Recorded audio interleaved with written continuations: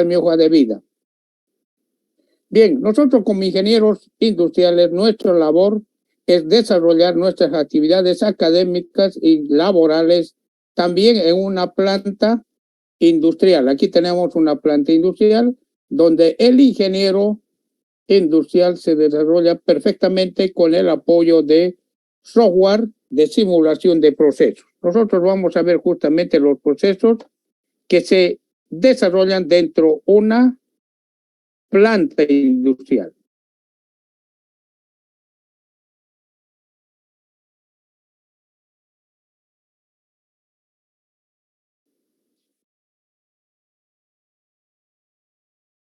Bien, para cualquier actividad es importante organizarnos y vamos a ver la estructura y organización de la asignatura.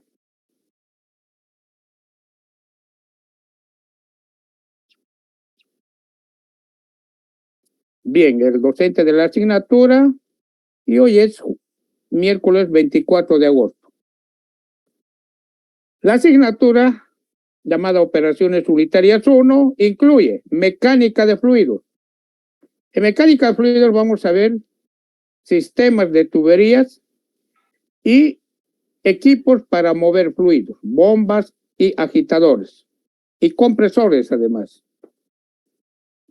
Y luego tenemos la segunda parte de la asignatura, transferencia de calor. Procesos con transferencia de calor. Inicialmente vamos a ver los tres mecanismos de la transferencia de calor y luego aplicar para la selección y diseño de intercambiadores de calor. Entonces, en forma resumida, este sería el contenido de la asignatura. Vamos a estudiar mecánica de fluidos y transferencia de calor en operaciones unitarias 1. El objetivo de la asignatura es diseñar, seleccionar equipos para procesos industriales que incluyan transferencia y transporte de fluidos y transferencia de calor. El contenido general de la asignatura. En mecánica de fluidos vamos a ver diseño de sistemas de tuberías en serie, paralelos ramificados. Y luego vamos a ver equipos para mover estos fluidos, las bombas mecánicas. Vamos a ver las bombas centrífugas. Luego vamos a ver equipos para mover gases, los ventiladores y los compresores, que también son equipos para mover gases a alta temperatura. Entonces, esta sería la primera parte de la asignatura.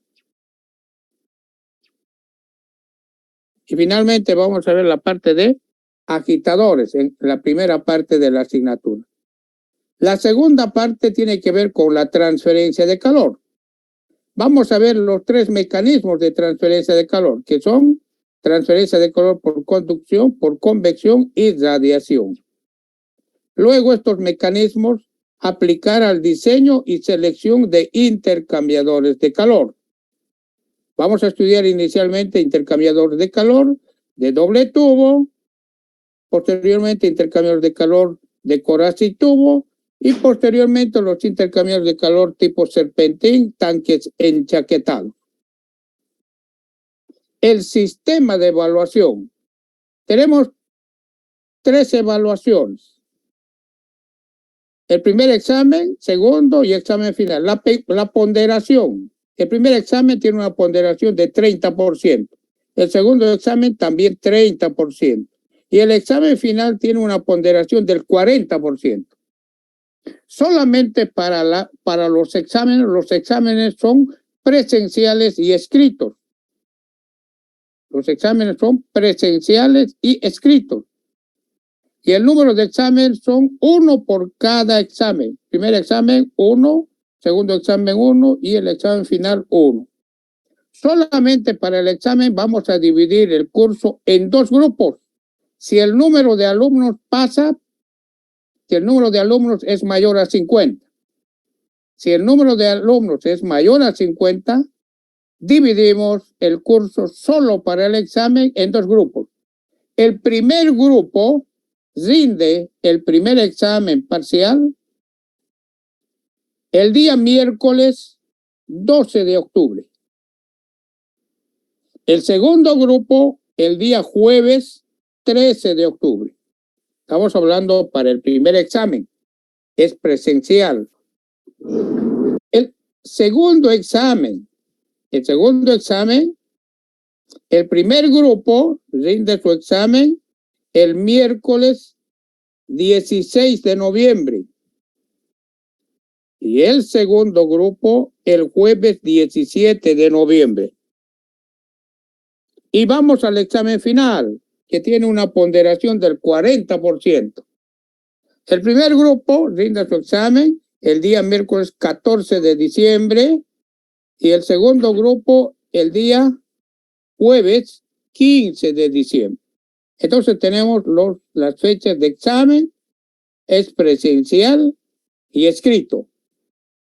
Los libros que vamos a utilizar en esta primera parte son los siguientes. Mecánica de fluidos de Robert Bott, la 7ª edición 2018. Este libro ya lo tienen ustedes en la plataforma virtual de la UAGRM. Este libro justamente está cargado, el PDF del libro está en la plataforma virtual de la asignatura que tiene la UAGRM. Luego, para la segunda parte, que es proceso de transferencia de calor, vamos a utilizar el libro de Donald Kerr. Y para la parte de problemas, vamos a utilizar el libro de Antonio Valiente. ¿Está bien? Inicialmente nosotros vamos a partir con mecánica fluidos, con el libro de Robert Bott, que ya está cargada en la plataforma virtual de la asignatura.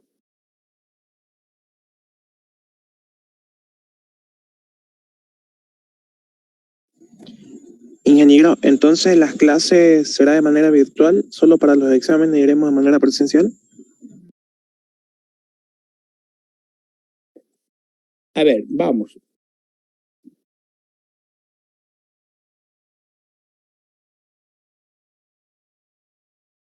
Bien, vamos a responder a esa pregunta. Bien,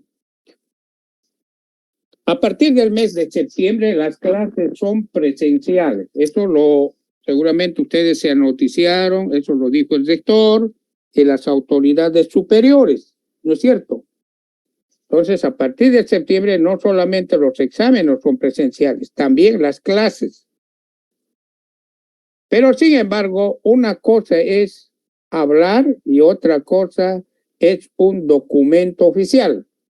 Entonces, el docente de la asignatura va a esperar la comunicación oficial de la dirección de carrera para pasar clases presenciales.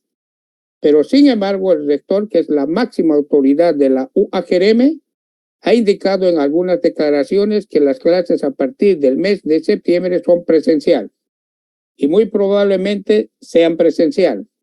Pero sin embargo, el docente de la asignatura va a esperar una comunicación oficial por escrito de las autoridades superiores. En nuestro caso, voy a esperar la comunicación del director de carrera. ¿Está bien? Perfecto, ingeniero. Muchas gracias. Ya. Perfecto. Entonces, entre tanto, nosotros vamos a pasar clases virtuales. Ya tienen el link. Vamos a utilizar este mismo link para todas las clases a lo largo del semestre.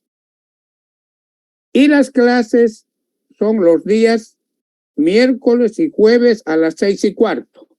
O sea, a las 6:15 ustedes deben conectarse los días miércoles y jueves para las clases. Si tuviera alguna dificultad el docente, oportunamente va a comunicar a la secretaria del curso, que es la señorita Carla Vanegas, la secretaria del curso.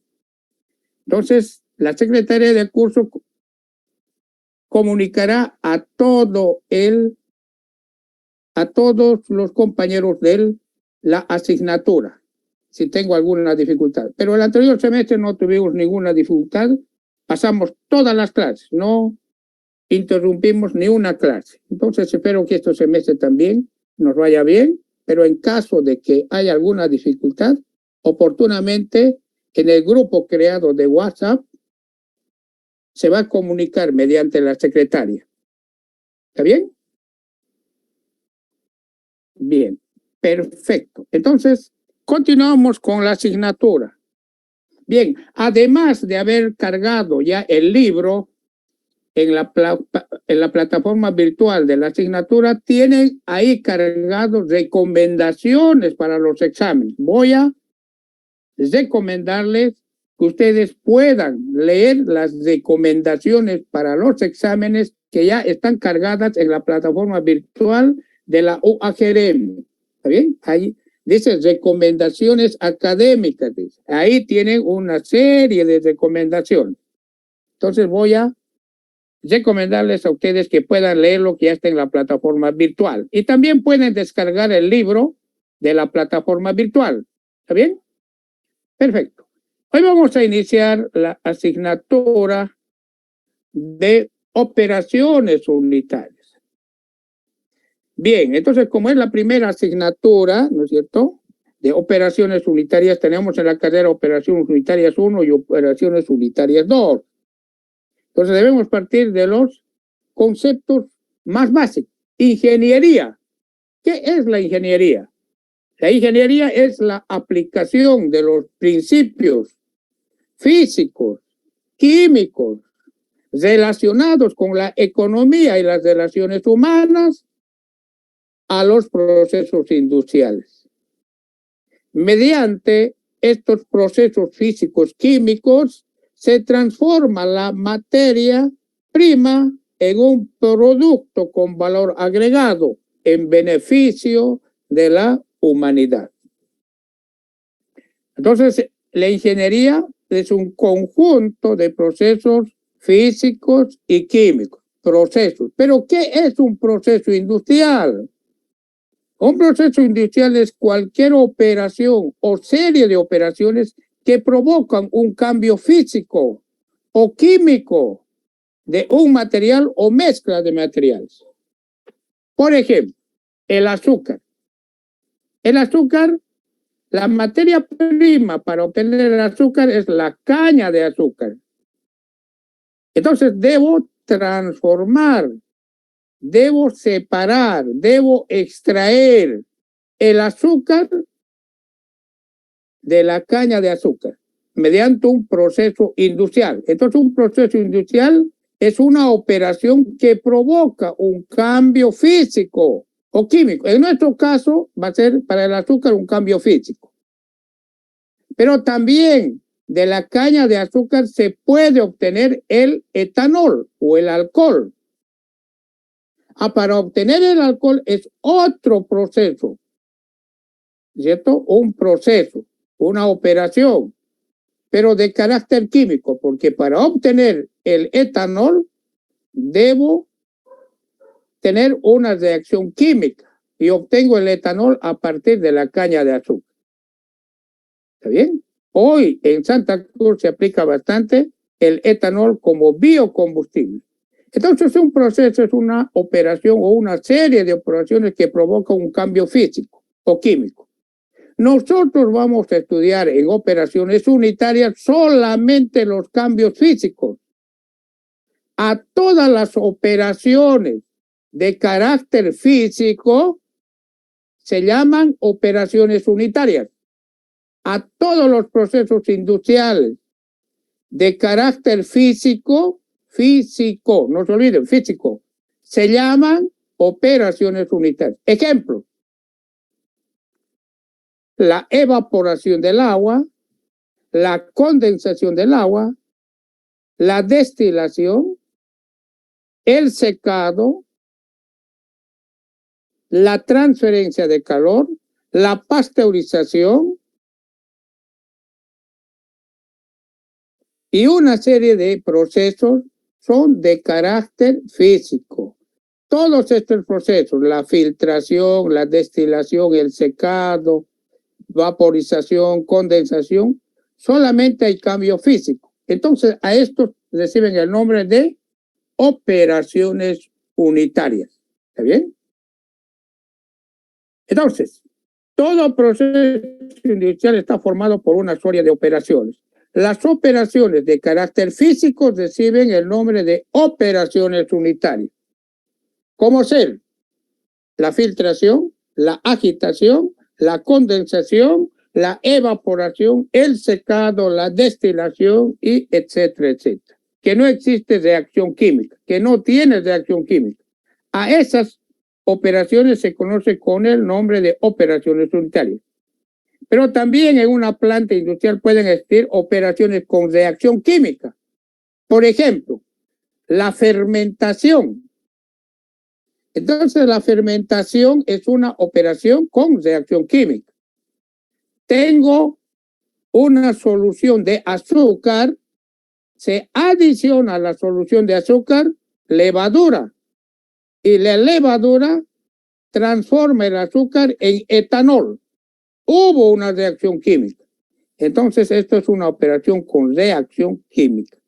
Estas operaciones nosotros no lo vamos a estudiar. Nosotros vamos a estudiar solamente los procesos industriales de carácter físico, llamado operaciones unitarias. Ejemplo, la filtración, la agitación, la evaporación, la condensación, la destilación, el secado, intercambio iónico, absorción, extracción sólido-líquido, lixiviación, extracción líquido-líquido, etcétera, etcétera. Podía dar y no me va a alcanzar el tiempo para enumerar los procesos de carácter físico. A estos procesos sin reacción química se los llama operaciones unitarias. ¿Está bien? Veamos a ver un ejemplo. Operaciones unitarias son los procesos con cambios esencialmente de carácter físico, sin reacción química. A eso se llama operaciones unitarias. Bien, aquí ya tengo, a ver, vamos, aquí está la aplicación de operaciones unitarias. Tengo la radiación solar, ¿cierto? Y aquí tengo la caña de azúcar, la planta, caña de azúcar, ¿cierto?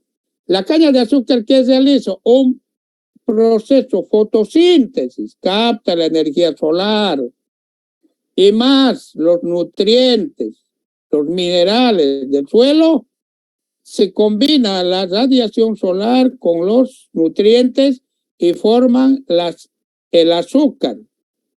La caña de azúcar tiene entre un 10 a un 20% de azúcar. El 80% es bagazo, fibra. Entonces, esta caña de azúcar se lleva a una industria, a un proceso industrial.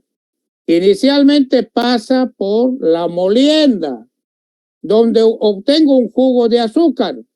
La molienda es una operación unitaria porque no hay reacción química. Luego tengo un jugo o guarapo. El jugo guarapo, como pasó por la molienda, lleva partículas sólidas en suspensión, como el bagazo, etcétera, etcétera. Debo separar esas partículas sólidas y lo llevo a un filtro rotatorio de vacío. Y en el filtro separo el bagazo. ¿Está bien? Y luego tengo ya una solución clarificada. Esta solución clarificada, una solución de azúcar al 10%. 90% es agua y 10% es azúcar. Entonces, muy poco azúcar. Debo evaporar el agua. Entonces, voy a llevar esto a unos evaporadores. En los evaporadores se calienta la solución de azúcar hasta vaporizar el agua. Se vaporiza el agua. El agua se vaporiza. No se vaporiza el azúcar, por si acaso. El agua. Entonces tengo aquí 3 evaporadores en serie. En cada evaporador voy vaporizando el agua. Entonces se ha logrado reducir la cantidad de agua a su mínima expresión. Ya tengo aquí del último evaporador, tengo una solución con 60% de azúcar. 60. Es una solución que viene de un evaporador. Está a alta temperatura. Luego paso a un tacho de cristalización. Este tacho de cristalización se enfría esta solución. Al enfriarse esta solución de azúcar al 50%, se sobresatura. Al sobresaturarse, el azúcar pasa de la fase líquida a la fase sólida. Obtengo por enfriamiento los cristales de azúcar. A este proceso se llama cristalización. Pero aún tengo los cristales de azúcar que están en una solución de azúcar. No cristaliza toda la solución. Entonces existe una solución residual. Entonces debo separar los cristales de azúcar de la solución. Voy a llevar esto a unos filtros centrífugos. Los filtros centrífugos tienen la función de separar los cristales de la solución residual. Entonces aquí obtengo los cristales. Pero los cristales que salen del filtro son cristales húmedos de azúcar. Voy a llevar a un secador para secar estos cristales húmedos. Y finalmente tengo el azúcar que llega a nuestra mesa. Ya tengo el azúcar, ¿no es cierto?, en forma de pequeños cristales. Si ustedes ven todos estos procesos, la molienda, la filtración, la evaporación, la cristalización, la filtración, el secado son operaciones unitarias. ¿Y por qué son operaciones unitarias? Porque no existe reacción química. El azúcar que está aquí en la caña de azúcar es el mismo azúcar que está aquí, con la misma fórmula química. No hubo reacción química. Entonces a estos procesos se los llama operaciones unitarias. Para la elaboración del azúcar, todos los procesos industriales son operaciones unitarias. ¿Está bien? Pero aquí de las centrífugas tengo una solución residual, la melaza, una solución residual. Esta solución residual se lleva a un tanque. Al tanque se adiciona levadura. Al adicionar levadura, el azúcar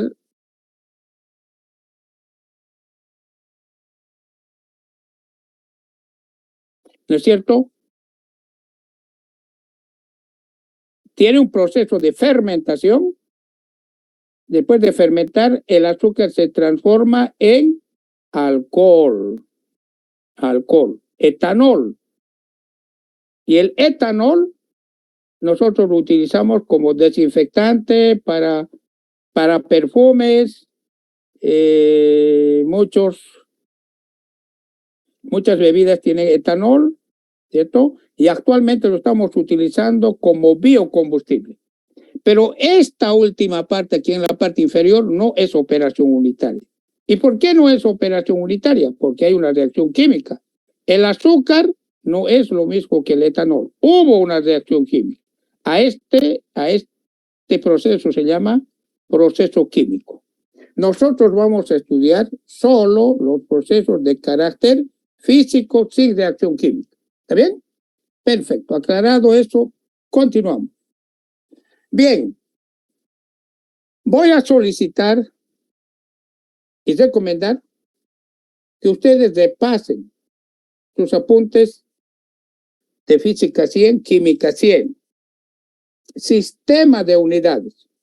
Tenemos los sistemas de unidades SI internacional, sistema métrico decimal, sistema sexagesimal, sistema natural de unidades, sistema técnico, sistema inglés, sistema MKS de unidades. Y esto, ¿por qué recomiendo que se pase un poco esto? Porque vimos en el examen del anterior semestre, el semestre 1, 2022, muchos estudiantes cometieron errores al no saber transformar unidades del sistema internacional al sistema inglés, por decir algo. Entonces ahí tuvieron muchas fallas. Entonces, con el fin de que este semestre no haya esos errores, estoy recomendando que ustedes repasen un poco el sistema de unidad. Transformación, sistema de unidades internacionales al sistema inglés, eso no debe existir dificultad. ¿Está bien? Por ejemplo, aquí tengo la aceleración de la gravedad. En el sistema internacional, la aceleración de la gravedad es 9.81 metros sobre segundo cuadrado. ¿No es cierto? Esto lo saben. En el sistema inglés, la aceleración de la gravedad es 32.2 pies sobre segundo cuadrado. Bueno, eso tienen que manejarlo bien. Por ejemplo, aquí tengo la masa. ¿Qué es la masa? Es la medida de la cantidad de fluido. Cantidad de fluido. ¿Qué es el peso? Es la fuerza con la que el fluido es atraída hacia la Tierra por efecto de la gravedad. El peso, entonces, es masa por la gravedad. La masa, el kilogramo. La gravedad, 9.81 metros por segundo. ¿Cierto? Entonces, tengo aquí el peso. El peso no es igual a la masa, por si acaso.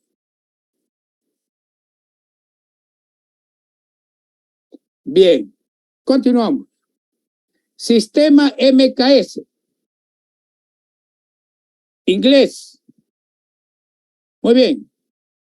En el sistema MKS o en el sistema inglés, para hallar el peso se multiplica la masa por estos términos que están entre paréntesis. ¿Qué es la gravedad? G sub C es la constante de conversión dimensional. Entonces, tengo aquí, si tengo la masa en libras, para transformar a libras fuerza, multiplico por esto. La masa está en libras masa, pero quiero libras fuerza, multiplico por esto. La aceleración de la gravedad en el sistema inglés es 32.2. Aquí está. Y G sub S es este valor, ¿cierto? Entonces puedo transformar y obtener el peso en libras fuerza. ¿Está bien? Voy a recomendar repasar un poco esto. La densidad es la cantidad de masa presente en una unidad de volumen de fluido. Es masa sobre volumen. Eso lo saben. El peso específico es la cantidad de peso por volumen de fluido. Peso por volumen de fluido. Pero el peso específico también es igual a la densidad por la gravedad. Densidad por la gravedad me da peso específico. En el sistema inglés, el peso específico es igual a la densidad multiplicado por la gravedad y sobre la constante de conversión dimensional, constante de conversión G sub C. ¿Cierto? G es 32.2 y G sub C sería 32.2 libras masa, que este subíndice quiere decir masa, pie, segundo cuadrado, sobre libras fuerza. Esto es G sub C. Entonces, transformo esto en el sistema inglés. Entonces, esto requiere un poco de práctica. La gravedad específica, o llamada también densidad relativa. Vamos a llamar a la densidad relativa SG. Es la relación entre la densidad de un fluido sobre la densidad del agua. Cuando digo densidad del fluido me refiero a cualquier fluido, por decir el aceite vegetal. Densidad del aceite vegetal sobre la densidad del agua, a eso se llama densidad relativa o gravedad específica. Densidad del aceite, sí, pero sobre la densidad del agua. ¿Y solamente va a ser el aceite? No, puede ser cualquier fluido, pues no, la densidad del fluido, por eso dice. Puede ser la densidad del etanol sobre la densidad del agua. A eso se llama gravedad específica o densidad relativa. La gravedad específica también es igual a la relación del peso específico del fluido sobre el peso específico del agua a 4 grados centígrados. O la densidad del fluido sobre la densidad del agua. A eso se llama gravedad específica, que es adimensional. A escala industrial, la gravedad específica o la densidad relativa de los derivados líquidos del petróleo se expresan en grados API para los derivados líquidos del petróleo, la gasolina, el diésel. Entonces, estos se miden en grados API, la gravedad específica, grados API. ¿A qué es igual grados API? 141.5 sobre la gravedad específica, menos 131.5. La gravedad específica, ya dijimos hace un momento, es la densidad del fluido sobre la densidad del agua. Peso específico del fluido sobre el peso específico del agua. Las densidades de las mezclas agua y etanol varían con la riqueza del alcohol. Estoy hablando de mezclas agua y etanol. Y se las puede medir con un alcoholímetro de Gay-Lussac. Un líquido en el que el alcoholímetro, es el alcoholímetro de Gay-Lussac, se hunde hasta la raya de 70, aquí 70, se hunde hasta 70.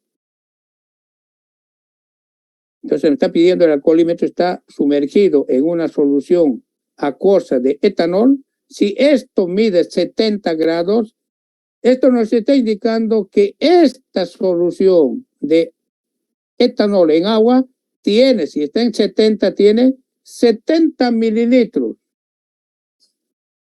de alcohol puro en 100 mililitros de solución acuosa de etanol. Estos son los grados Gay-Lussac. Bien, para operaciones unitarias existen 3 principios físicos fundamentales, que son balance de masa, balance de energía y balance de cantidad de movimiento. Estos son los 3 principios. Balance de masa, balance de energía y balance de cantidad de movimiento. Vamos a estudiar hoy el primer principio, que es el balance de masa. Y la clase posterior del día de mañana vamos a ver las otras 2 restantes. Bien, mecánica de fluidos. ¿Qué es la mecánica de fluidos? Es la ciencia que estudia el comportamiento de los fluidos. Entonces, mecánica de fluidos es una ciencia que estudia el comportamiento de los fluidos. La mecánica de fluidos se divide en 2. Estática de fluidos, que estudia a los fluidos en reposo. ¿Está bien? Y la dinámica de fluidos estudia a los fluidos en movimiento. Y a nosotros nos interesa la dinámica de fluidos, porque vamos a estudiar los fluidos en movimiento. ¿Está bien? Perfecto. Entonces, ahora nos toca definir qué es un fluido. ¿Qué es un fluido? Un fluido es una sustancia, puede ser un líquido, puede ser un gas, puede ser una suspensión, puede ser la mermelada, puede ser la miel. Entonces, este es un fluido, es una sustancia que sufre de formación continua cuando ésta se sujeta a un esfuerzo cortante. Este término se aplica a gases y a líquidos. Los fluidos también se clasifican en fluidos incompresibles, o sea que no se pueden comprimir. Todos los líquidos son fluidos incompresibles, que no se pueden comprimir, que no varían su volumen o su densidad al variar la presión. Inicialmente nosotros vamos a estudiar los fluidos incompresibles, los líquidos. Luego tenemos los fluidos compresibles. los gases. Los gases son fluidos compresibles porque varían su volumen al variar la presión o varían su densidad al variar la presión. Nosotros inicialmente vamos a estudiar los fluidos incompresibles, que son los líquidos. Y dentro de los líquidos de fluidos compresibles tenemos dos categorías además de fluidos incompresibles. Tenemos los fluidos newtonianos y los fluidos no newtonianos. Los fluidos newtonianos son fluidos de bajo peso molecular, líquidos sencillos como el agua y el etanol. Los fluidos no newtonianos son fluidos de alto peso molecular como el chocolate, la miel, la mermelada. Entonces estos son fluidos no newtonianos, ambos son fluidos. Bien, vamos a hacer un paréntesis, en 5 minutos retornamos nuevamente.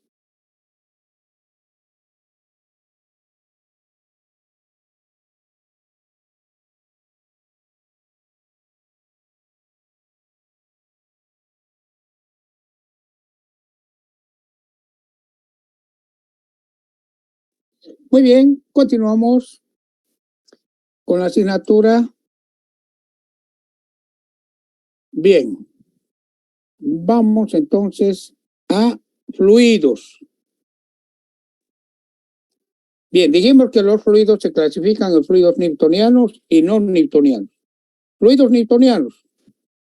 Los fluidos newtonianos son aquellos fluidos que tienen bajo peso molecular, son líquidos sencillos como el agua, el etanol, el metanol. Todos los gases son fluidos newtonianos. Pero existen fluidos que tienen bastante viscosidad, como la mermelada, el chocolate, la miel, el yogur y muchos otros productos. A estos fluidos se los conoce como fluidos no newtonianos. ¿Por qué? Porque no se ajustan a la ecuación de los fluidos newtonianos, que es la ley de Newton de la viscosidad. Veamos esa ecuación. Aquí tengo la ley de Newton de la viscosidad. Esta es la ley de Newton de la viscosidad. Y todos los fluidos que se ajustan a esta ley reciben el nombre de fluidos newtonianos. Aquí tengo una propiedad física, la viscosidad, mu, es la viscosidad. Entonces, todos los fluidos que se ajustan a esta ecuación reciben el nombre de fluidos más bien de fluidos newtonianos. Todos los gases son fluidos newtonianos porque se ajustan a esta ecuación. Los fluidos de peso molecular bajo, como el agua, el etanol, el metanol, también son newtonianos. Pero existen otros fluidos, como la mermelada. A la mermelada no se ajusta esta ley. Por tanto, la mermelada es un fluido no newtoniano. Inicialmente nosotros vamos a estudiar los fluidos newtonianos. ¿Está bien? El agua, la gasolina, el etanol, el metanol. Entonces, fluidos newtonianos. Una propiedad importante de los fluidos es la viscosidad. La viscosidad, ¿qué es la viscosidad? La viscosidad es la resistencia que un fluido ofrece a la deformación. Eso es la viscosidad. Entonces, esta resistencia que ofrece el fluido a su deformación se conoce con el nombre de viscosidad absoluta. Y nosotros lo vamos a representar por esta letra mu.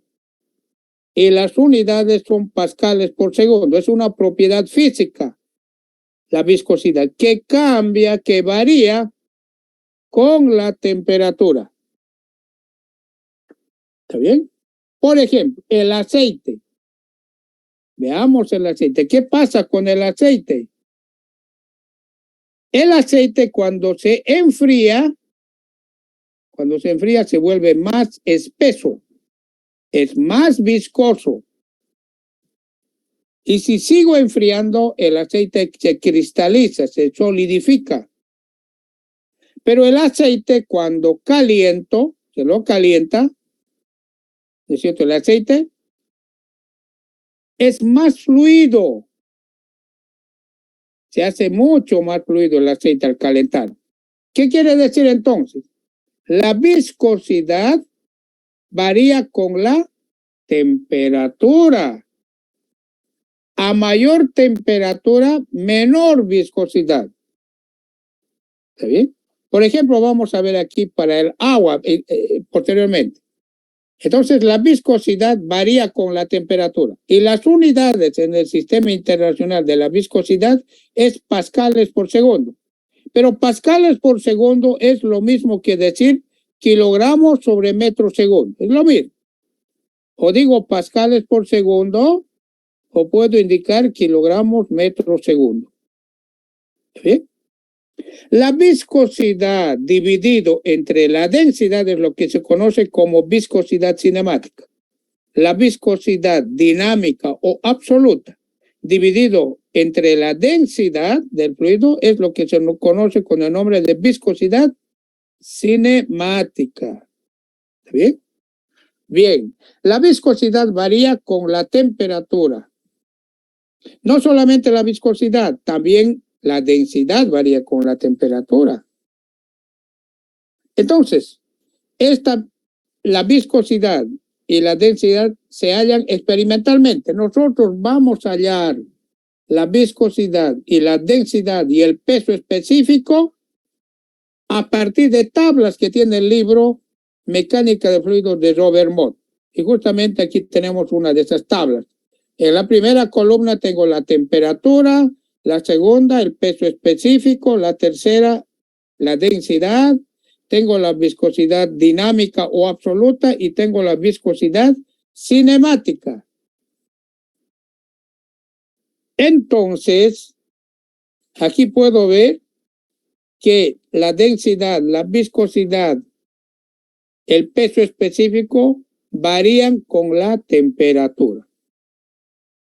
A mayor temperatura, menor densidad.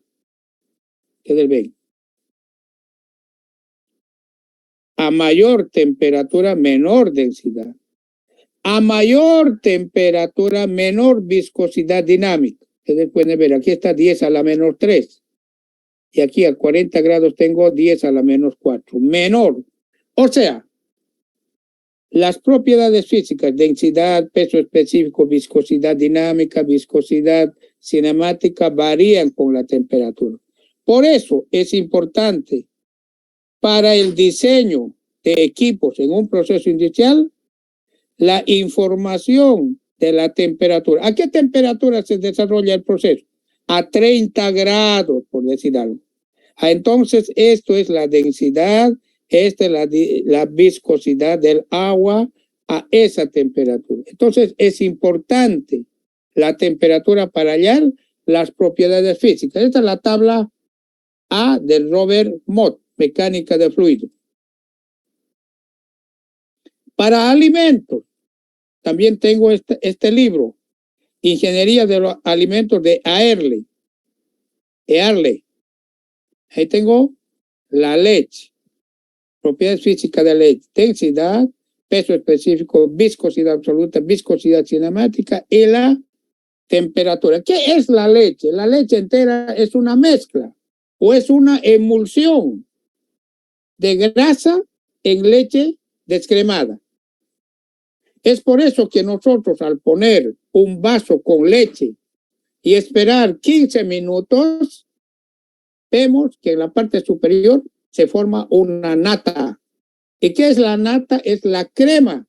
Por ser de menor densidad, la crema flota. Es por eso que sale la nata a la parte superior.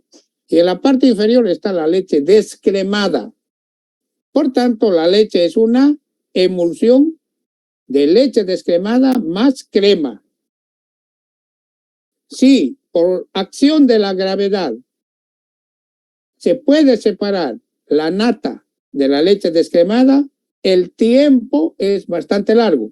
Para acelerar ese proceso se emplean centrífugas. En las centrífugas se separan más fácilmente la crema de la leche descremada. ¿Está bien? Bien, entonces la leche es una emulsión, la leche entera. Esta es la leche entera. Pero se puede separar en leche descremada y crema. Como ustedes ven, la densidad de la leche entera es 1030. De la leche desnatada es 1040.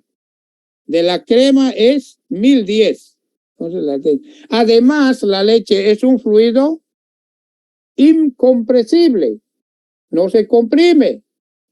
El caudal de leche no varía.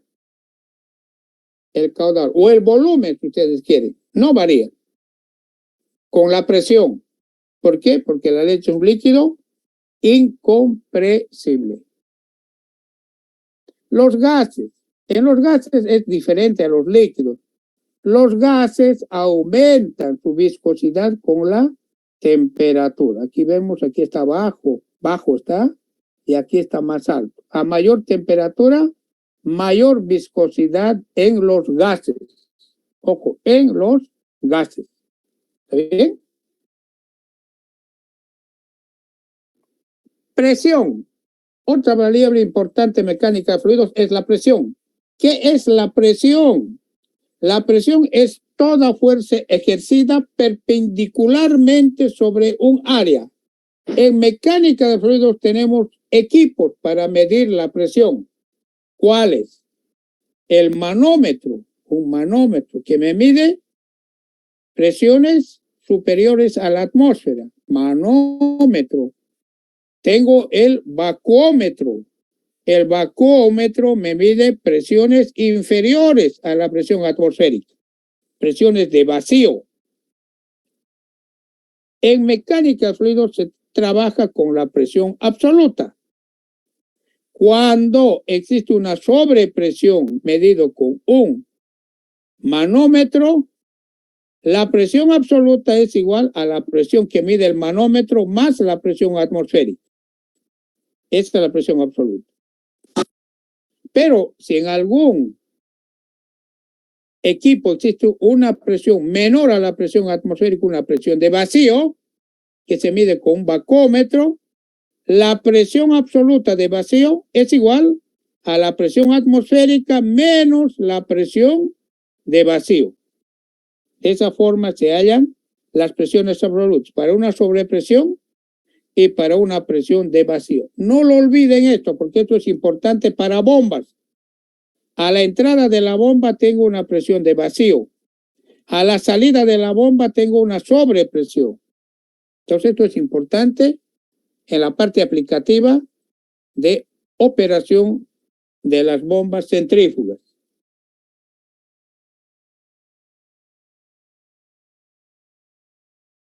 Otro dato importante son las dimensiones de la tubería. Aquí tengo la tabla F1 de Robert Mott para tuberías de acero comercial. Tengo en la primera columna el tamaño comercial o nominal de la tubería en pulgadas. Luego tengo en la cuarta columna el diámetro interno de la tubería. Con el diámetro interno puedo hallar el área de flujo. El área de flujo es pi cuartos diámetro interno al cuadrado. Pero en la quinta columna, en esta última columna, tengo el área que se halla mediante esta ecuación. Dice pi cuartos diámetro interno. Aquí tengo el diámetro interno al cuadrado y tengo este valor, que es el área de flujo en metros cuadrados. ¿Está bien? Nosotros inicialmente vamos a trabajar con el diámetro interno, con el área de flujo. Esto se obtiene de tablas. Y si no tienen en la tabla, pueden obtener el área de flujo mediante esta ecuación en función del diámetro interno. Cuando digo área de flujo, me refiero a esta zona que está de color celeste. Cada tubería tiene su propia tabla. Esto es para una tubería de acero comercial calibre 40. Pero existen otras tablas. Esta tabla que está en el texto Mecánica de Fluidos de Robert Mott es para el cobre, para tuberías de cobre tipo K. Tengo el tamaño comercial, tengo el diámetro interior en pulgadas, pies y milímetros. Estos son, solamente cambian las unidades, es el mismo diámetro. Y tengo el área de flujo en pie cuadrado y metro cuadrado. Y esto es el tamaño comercial. Esto no es ni el diámetro interno ni el externo. Es un tamaño comercial o nominal. Aquí tengo el diámetro interno. Aquí tengo el diámetro externo. Y este es el área de flujo. Entonces, esta tabla es para tuberías de cobre tipo K. Tengo aquí otra tabla, la tabla G de mecánica de fluidos de Robert Mott, es para tuberías de acero inoxidable. Apenas aquí anotado cuatro diámetros. Diámetro exterior, espesor de pared, diámetro interior, área de flujo y la rugosidad absoluta o aspereza de la tubería. ¿Qué es la aspereza de la tubería? Vamos a ver aquí. La aspereza, o llamada también rugosidad, es la aspereza que tiene la tubería internamente. Ahí está. Este epsilon lo voy a llamar la aspereza. Esta aspereza. Las tuberías comerciales tienen rugosidad o aspereza. A eso se llama rugosidad absoluta. La rugosidad absoluta varía con el tipo de tubería. Por ejemplo, aquí tengo tubería de hierro galvanizado. ¿Cuánto tiene? 1.5 por 10 a la menos 4 metros es la rugosidad. Tengo aquí tubo de vidrio o plástico. Prácticamente es liso, no tiene rugosidad. Tengo aquí el acero comercial. 4.6 por 10 a la menos 5 metros. Esta tabla también está en el libro Mecánica de Fluidos de Robert Mott. Entonces tiene una tabla más completa. Entonces la rugosidad es la aspereza interna que tiene el tubo. Mayor rugosidad, mayor pérdida de energía por fricción. Para eso. Bien, tengo tres principios físicos. Balance de masa, balance de energía y balance de cantidad de movimiento. Hoy vamos a ver el balance de masa. ¿Está bien? Balance de masa. Ley de conservación de la masa de Lavoisier.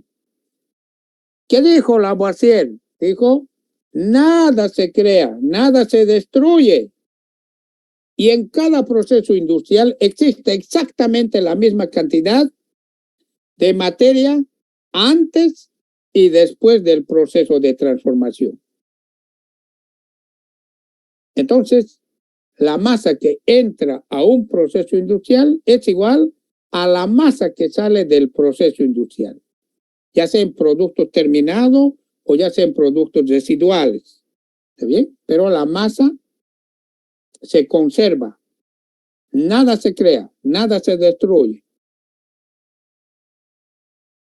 Y en cada proceso industrial existe la misma cantidad de materia prima antes y después del proceso de transformación. Antoine Laurent de Lavoisier, 1743, era un químico francés y murió en 1794. Fue uno de los artífices de la Revolución Francesa, junto a Danton, Robespierre, Lavoisier. Murió a los 55 años prácticamente. Murió en la guillotina. Laurent Lavoisier. Hubo confabulaciones dentro de la misma Revolución Francesa. Danton, Robespierre y todos, y lo mandaron a la guillotina a Lavoisier. Murió muy joven. A él debemos la ley de conservación de la masa. Bien, la rapidez de flujo de los fluidos se mide mediante la velocidad media, que es el espacio sobre el tiempo, metros por segundo. Eso lo vimos en física. El caudal es el volumen por unidad de tiempo, metros cúbicos por segundo. También se puede obtener caudal, la velocidad, multiplicando por el área de flujo. Otro, El flujo másico lo vamos a representar con este símbolo, M con, ¿no es cierto? El flujo másico es la masa por unidad de tiempo, flujo másico. También el flujo másico se puede obtener multiplicando la velocidad media por el área de flujo y por la densidad. Luego tenemos otro término, W mayúscula, flujo de peso. Aquí es el flujo de peso. Es el flujo másico por la gravedad. Unidades, Newton sobre segundo. Y luego tengo la velocidad másica.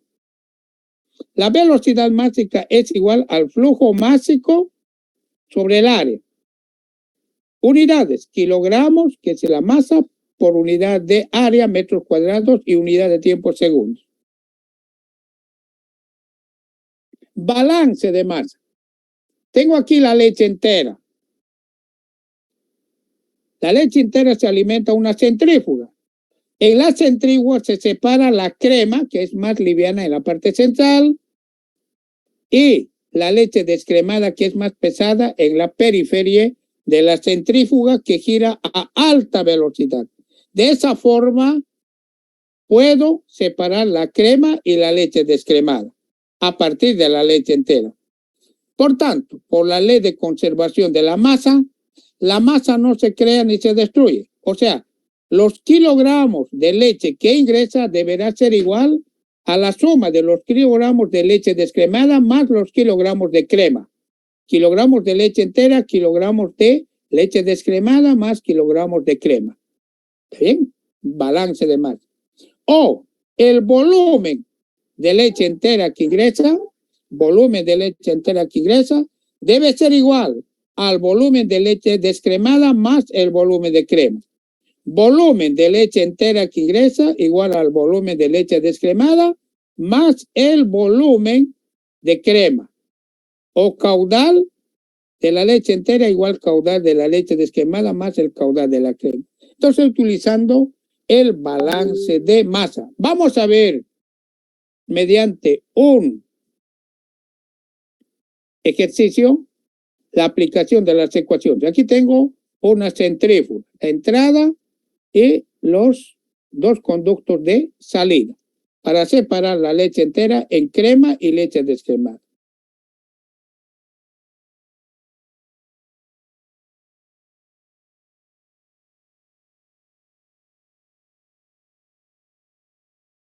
Bien, vamos a ver ahora la parte aplicativa. Para esto voy a tomar un ejercicio de este libro. Me voy al final.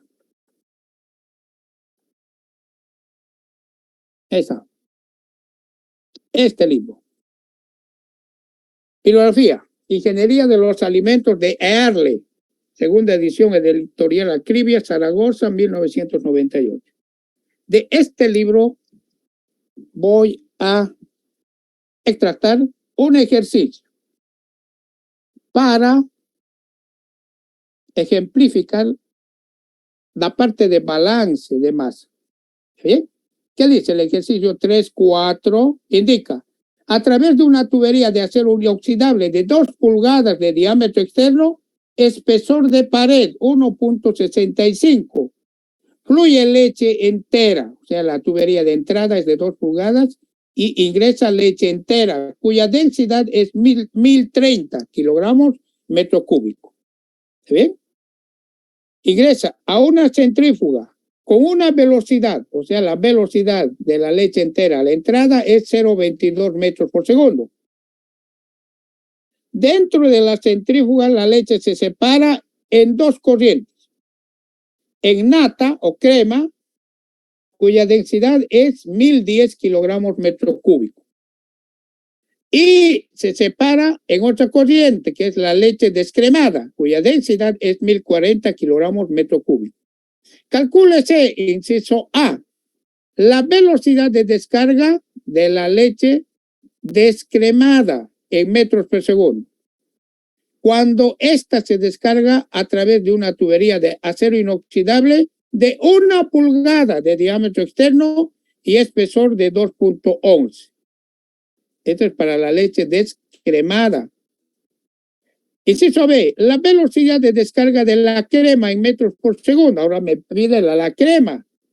Cuando esta se descarga por una tubería de acero inoxidable de 3/4. Ahora, la crema se descarga por una tubería de 3/4 de pulgada, diámetro externo, espesor de pared 1,65.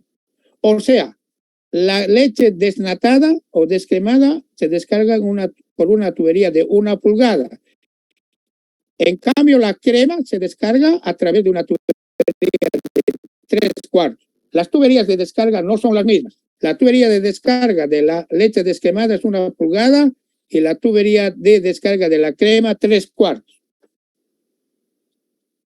Inciso C, el flujo másico de la leche entera, el flujo másico de la leche descremada, el flujo másico de la crema, el caudal de la leche entera, el caudal de la leche descremada, el caudal de la crema, el flujo de peso de leche entera, el flujo de peso de leche descremada, el flujo de peso de crema.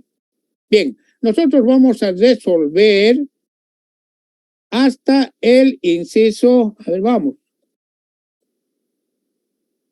hasta el inciso C. Hasta el inciso C. Sí. Y los incisos D, E, F, G, H, I, J, K, los dejo para ustedes como tarea para el día de mañana, para la clase de mañana. ¿Está bien? Perfecto. Entonces pasamos a resolver el inciso A, B y C. Bien, aquí tengo resolución. Aquí tengo la centrífuga.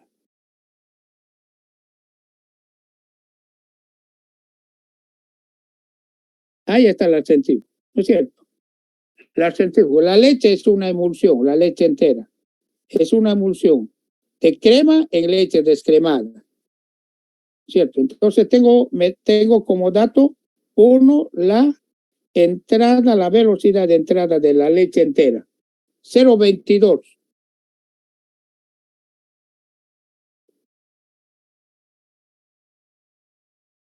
metros por segundo. Y la tubería es de 2 pulgadas, ¿no es cierto? También tengo de acero inoxidable. Luego en la centrífuga esto gira a alta velocidad, se separa la crema, que sale por una tubería de 3/4 de pulgada. Me pide hallar la velocidad de la crema, no lo sé. Pero además al separarse se separa la leche descremada, que sale por una tubería de 1 pulgada. Me pide determinar la velocidad de la leche descremada. O sea, incógnitas, velocidad de salida de la leche descremada, que se descarga por una tubería de 1 pulgada. Velocidad de descarga de la crema, que se descarga por una tubería de 3/4 de pulgada. Tengo la densidad de la leche entera, tengo la densidad de la leche descremada y de la crema. Tengo densidad de la leche entera, densidad de la leche descremada, estos son datos, y si no hubieran datos lo puedo hallar en tablas. Pero en este ejercicio es dato. Y tengo la densidad de la crema. Pero además tengo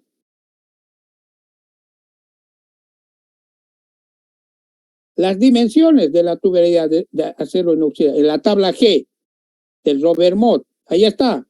Fuente, mecánica de fluidos Robert Mott, séptima edición, página 502, año 2018. Como dije hace un momento, este libro ya está cargada en la página de la plataforma virtual de la UAGRM. ¿Está bien? Entonces, de esa en la tabla G tengo esto. ¿Qué tuberías tengo? La tubería de entrada es de 2 pulgadas. Perfecto. Tengo el área. No, ¿dónde está? Aquí está el área. Es este área de flujo. Para 2 pulgadas ya tengo su área. Muy bien. Para descargar la crema es una tubería de 3/4 de pulgada. 0,75. Para 0,75 3/4 tengo el área de flujo 1.948 por 10 a la menos 4 metros al cuadrado. Y para descargar La leche descremada es una tubería de 1 pulgada. Para 1 pulgada tengo el área de flujo, 3.524 por 10 a la menos 4 metros cuadrados. Como ustedes ven, esas tablas me facilitan bastante, porque en caso contrario tendría que hallar estas áreas, pi cuarto por diámetro cuadrado, pi cuarto por diámetro cuadrado, pi cuarto por diámetro cuadrado. En cambio aquí ya está en el área de flujo. Para eso es importante esa tabla, pero además en las tablas está el diámetro interno. ¿Está bien? Ya, perfecto. Además está la rugosidad absoluta. ¿No es cierto? Entonces las tablas para los exámenes no pueden faltar las tablas. Balance máximo. Entonces en la centrífuga nosotros adelantamos ya un poco. Dijimos que la masa que ingresa de leche entera es igual a la masa que sale de crema, de leche descremada más crema. El flujo másico de leche entera es igual al flujo másico que sale de leche descremada más el flujo másico de crema. La masa no se crea ni se destruye, solo se transforma.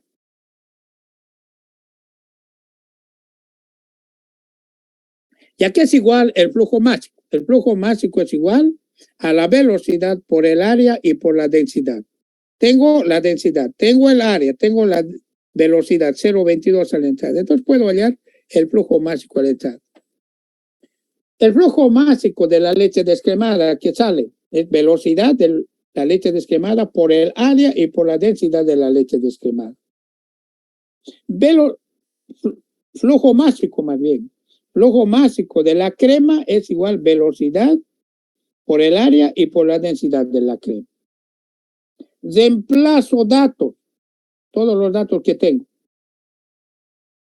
Tengo la velocidad a la entrada, tengo el área, tengo la densidad.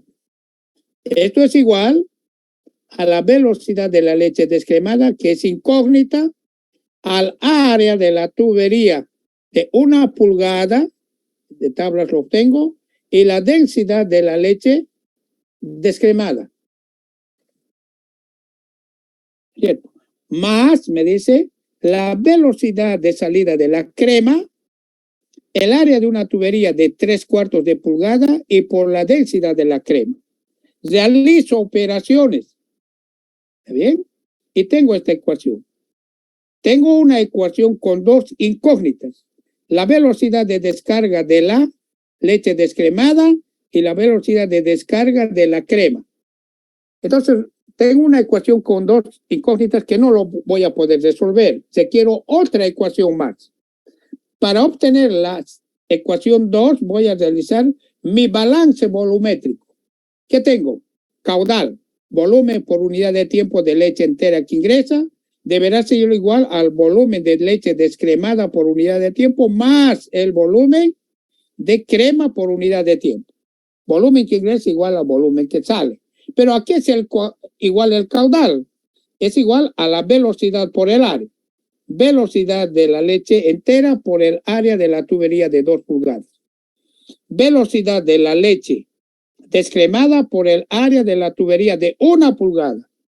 Velocidad de la crema por el área de la tubería de 3/4 de pulgada. Algunos datos los tengo, reemplazo. La velocidad de entrada de la leche entera por el área de una tubería de 2 pulgadas. Velocidad de salida de la leche descremada por el área de la tubería de 1 pulgada, más velocidad de la crema que sale de la centrífuga por el área de la tubería de 3/4 de pulgada. Realizo operaciones y tengo una segunda ecuación, donde las incógnitas nuevamente son la velocidad de la leche descremada y la velocidad de salida de la crema. Entonces, resumen, tengo dos ecuaciones. Tengo un sistema de dos ecuaciones con dos incógnitas, ecuación 1 y ecuación 2. Entonces tengo dos ecuaciones, uno fruto del balance de masa y otro fruto del balance de volumen. Entonces, si tengo dos ecuaciones con dos incógnitas, esto se resuelve. ¿No es cierto? Ustedes lo saben. Entonces no voy a hacer toda la resolución, porque esto ustedes lo saben. Entonces, combino estas dos ecuaciones y determino la velocidad de descarga de la leche descremada. La velocidad de descarga de la leche descremada es 0.7375 metros por segundo. Esta es la velocidad de descarga de la leche descremada. Bien, pero además obtengo la velocidad de descarga de la crema, que es 0.6671 metros por segundo. Entonces, inciso A y B resuelto. ¿Alguna pregunta?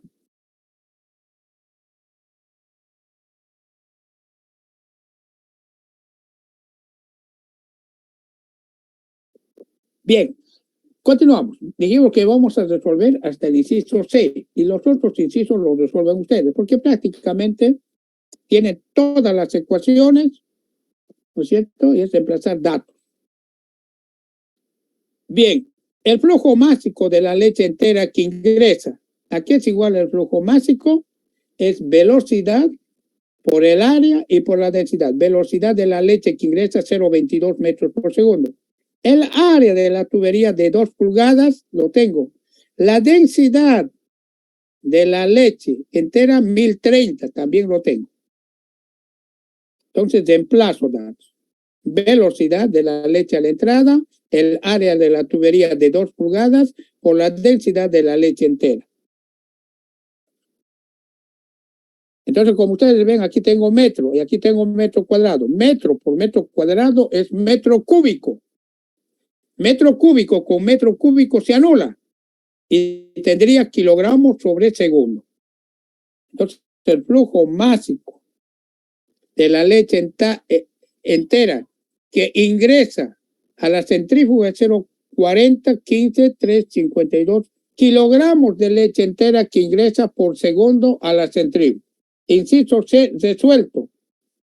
Inciso D más vamos a resolver. ¿Está bien? Ya, inciso D más.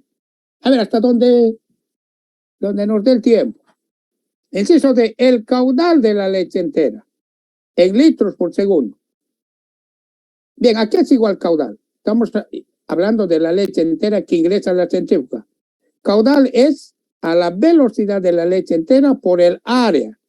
El área es el área de una tubería de 2 pulgadas, que esta es su área. Y la velocidad es de ingreso de la leche descremada, más bien de la leche entera, perdón, de la leche entera, es 0.22 metros por segundo. Aquí tengo metro por metro cuadrado, metro cúbico por segundo. Eso es caudal. Pero me pide el ejercicio hallar en litros por segundo, no en metros cúbicos. Entonces digo, al realizar esta operación tengo en metros cúbicos por segundo, que sería bastante pequeño. Pero digo, 1 metro cúbico es igual a 1000 litros. ¿Cierto? Eso lo saben ustedes. A 1000 litros. 1 metro cúbico es a 1000. Multiplico metro cúbico con metro cúbico, se anula y tengo litros por segundo.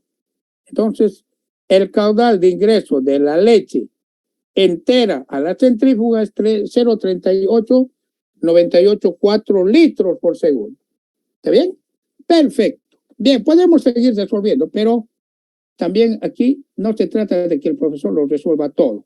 También el estudiante debe ser sujeto activo de su propio aprendizaje. Por tanto, voy a dar como tarea los incisos D, E, F, G, H, I, J, K para la próxima clase, que es el día de mañana. ¿Está bien? Perfecto. Esto lo encuentran en este libro. Bien, concluimos aquí nuestra clase de hoy. La secretaria del curso es la universitaria Carla Vanegas. Ella se encarga de subir todos los videos al Classroom para que puedan acceder todos los alumnos. ¿Está bien? El docente se encarga de cargar la plataforma virtual con todas las diapositivas de la asignatura. Tengan ustedes muy buenas noches y hasta pronto. Hasta luego, ingeniero. Hasta luego. Hasta luego, ingeniero. Hasta luego.